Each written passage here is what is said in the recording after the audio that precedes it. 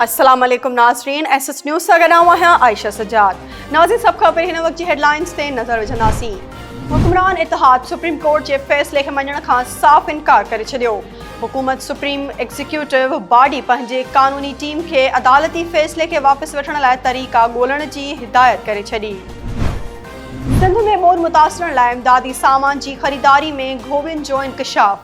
Auditor general of Pakistan 25 अरब रुपयनि जी audit report Sindh high court में जमा कराए छॾी।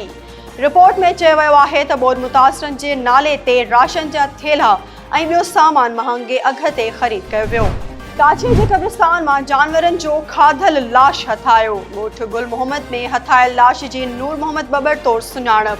इलाइक़े वासियुनि जो चवणु आहे त नूर मोहम्मद बबर कब्रिस्तान में पाक किताब जी तिलावत कंदो हो, जंहिंखे कुतनि हमलो करे मारे छॾियो आहे। नाज़रीन, ही हुयो हिन वक़्त ताईं जूं हेडलाइंस। वधीक तफ़सीली ख़बरूं असांजे यूट्यूब चैनल ते ॾिसंदा।